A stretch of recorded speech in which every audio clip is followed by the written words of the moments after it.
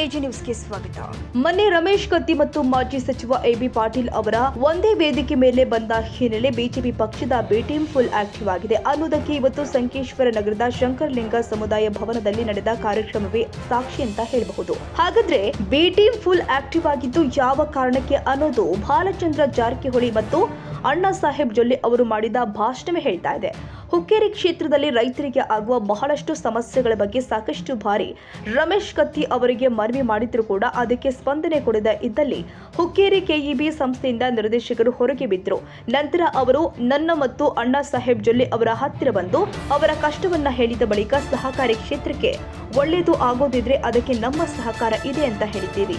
ಆದ್ರೆ ನಾವೇನು ಚುನಾವಣೆಗೆ ನಿಲ್ತಾ ಇಲ್ಲ. ಆದ್ರೆ ನಮಗೆ ನಂಬಿ ಬಂದ ನಿರ್ದೇಶಕರು ಅಪ್ಪನಗೌಡ ಪಾಟೀಲ್ ಪೆನಲ್ ಮೂಲಕ ಚುನಾವಣೆ ಅಖಾಡಕ್ಕೆ ಇಳಿಸ್ತೀವಿ ಅಂತ ಬಾಲಚಂದ್ರ ಜಾರಕಿಹೊಳಿ ಅವರು ಸ್ಪಷ್ಟಪಡಿಸಿದ್ದಾರೆ. ಮತ್ತು ಇವತ್ತು ನಡೆದ ಸಭೆ ವಿದ್ಯುತ್ ಸಂಘದ ಬಗ್ಗೆ ಬಿಜೆಪಿ ನಾಯಕರ ಸಭೆ ಇದ್ದು ನಾವು ಯಾರಿಗೂ ಕೌಂಟರ್ ಕೊಡೋದಕ್ಕೆ ಬಂದಿಲ್ಲ ಎಂದಿದ್ದಾರೆ. ಇವತ್ತು ನಾವು ಹುಕ್ಕೇರಿ ಅಥವಾ ಶಂಕೇಶ್ವರ ಭಾಗದಲ್ಲಿ ಭಾಷಣ ಮಾಡಿ ಚುನಾವಣೆ ಯಾಕೆ ಮಾಡ್ತಾ ಇದ್ವಿ, ಯಾಕೆ ಬಂದು ಅಂದ್ರೆ ತಮ್ಗೆಲ್ಲ ಗೊತ್ತಿರ್ಬೋದು. ಈ ವಿದ್ಯುತ್ ಸಹಕಾರಿ ಸಂಘದ ಯಾಕಂದ್ರೆ ಸುಮಾರು 6 ಜನ ಡೈರೆಕ್ಟರ್ ಎಲ್ಲರೂ ಕೂತಾರೆ, ಜಯಗೌಡರು, ಸಿದ್ದರಾಜ ಪಾಟೀಲ್ ಎಲ್ಲರೂ ಕೂತಾರೆ. ಈ 6 ಜನ ಅವ್ರು ಬ್ಯಾಡ ಅಂತೇಳಿ ನಮ್ಮ ಕಡೆ ಬಂದ್ರೆ ನಾವು ನಿಮಗೆ ಯಾರಿಗೂ ಬಾ ಅಂತೇಳಿ ಯಾರನ್ನೂ ಕರೆದಿಲ್ಲ. ಇಲ್ಲಪ್ಪ ಅವ್ರ ಕಡೆ ನಮ್ಗೆ ಬಂದಾಗ ಅವರ ನಮ್ಮ ಕಡೆ ಅಣ್ಣಾ ಸಾಹೇಬ್ ಜೊಲ್ಲೆ ಅವ್ರ ಕಡೆ ಬಂದ್ರು. ಅವರು ಬಂದ ನಂತರ ಮತ್ತೆ ಅವ್ರು ಬಂದ ನಂತರ ಮತ್ತೆಲ್ಲ ಒಳ್ಳೇದು ನಾವು ಉಸ್ತುವಾರಿ ಸಚಿವರು ಸನ್ಮಾನ್ಯ ಸತೀಶ್ ಜಾರಕಿಹೊಳಿ ಇದು ಆಯ್ತು ಒಳ್ಳೇದಾಗೋಗಂತಂದ್ರೆ ಎಲ್ಲ ಕೂಡ ಎಂಟನ್ ಮಾಡೋ 5 ಮಂದಿ ಅದಾರು. ಇವರೆಲ್ಲ ಸೇರಿ ನೀವು ಮಾಡ್ರಂತಂದ್ರು ಎಲ್ಲ ಕೂಡ ಜಯಗೌಡನ ಅಧ್ಯಕ್ಷ ಮಾಡಿದ್ರು.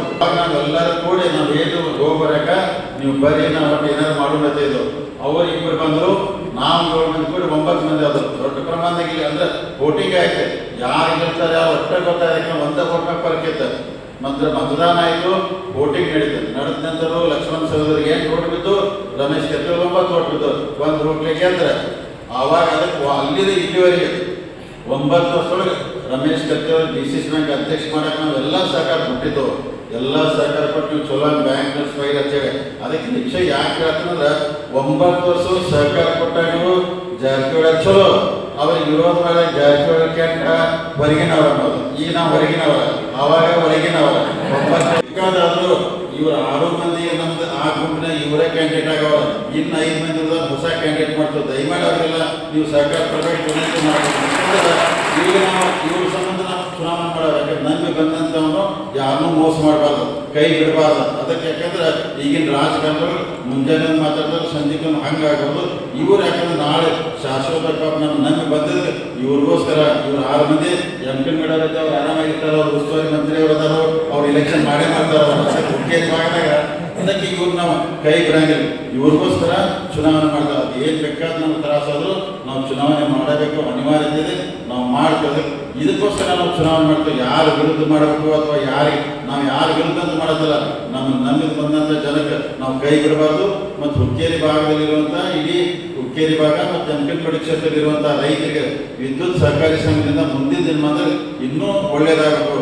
ಏನೇ ಇರಲಿ, ಕತ್ತಿ ಕುಟುಂಬದ ಮತ್ತು ಜಾರಕಿಹೊಳಿ ಕುಟುಂಬದ ಹೊಂದಾಣಿಕೆ ರಾಜಕಾರಣಕ್ಕೆ ಬ್ರೇಕ್ ಬಿತ್ತ ಅನ್ನೋ ಚರ್ಚೆ ಕೂಡ ಸಾರ್ವಜನಿಕ ವಲಯದಲ್ಲಿ ನಡೀತಾ ಇದ್ದು, ಹುಕ್ಕೇರಿ ಕ್ಷೇತ್ರದಲ್ಲಿ ಅವಕಾಶವಾದಿ ರಾಜಕಾರಣಿಗಳು ಹೆಚ್ಚಾಗಿದ್ದಾರೆ ಅನ್ನೋದು ಸುಳ್ಳಲ್ಲ. ಏನೇ ಆಗಲಿ ಹುಕ್ಕೇರಿ ಹೈ ವೋಲ್ಟೇಜ್ ರಾಜಕಾರಣ ಏನಾಗುತ್ತೆ ಅನ್ನೋದು ಕಾದು ನೋಡಬೇಕಾಗಿದೆ.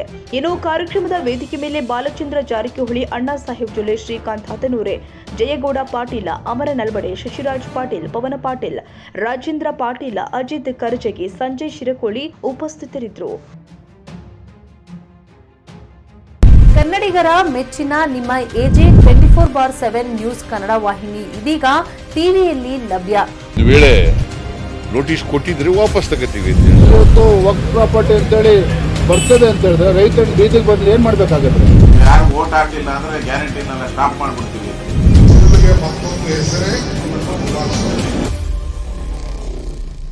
ಕರ್ನಾಟಕ ಮತ್ತು ದೇಶ ವಿದೇಶ 360 ಡಿಗ್ರಿ ಸುದ್ದಿ ಹಾಗೂ ಉತ್ತರ ಕರ್ನಾಟಕ, ಬೆಳಗಾವಿ, ಬಾಗಲಕೋಟೆ, ಧಾರವಾಡ, ಹಾವೇರಿ, ಗದಗ, ಬಿಜಾಪುರ ಜಿಲ್ಲೆಯ ಕ್ಷಣ ಕ್ಷಣದ ವಿವರವನ್ನ ಪಡೆಯುವುದಕ್ಕೆ ಎಜೆ 24/7 ನ್ಯೂಸ್ ಕನ್ನಡ ವಾಹಿನಿಯನ್ನ ಲೈಕ್ ಮಾಡಿ, ವಿಡಿಯೋಗಳನ್ನ ಶೇರ್ ಮಾಡಿ, ಕಮೆಂಟ್ ಮಾಡುವ ಮೂಲಕ ನಮ್ಮ ವಾಹಿನಿಗೆ ಸಹಕಾರ ನೀಡಿ ಮತ್ತು ಚಾನೆಲ್ ಅನ್ನ ಸಬ್ಸ್ಕ್ರೈಬ್ ಮಾಡಿ. ಧನ್ಯವಾದಗಳು.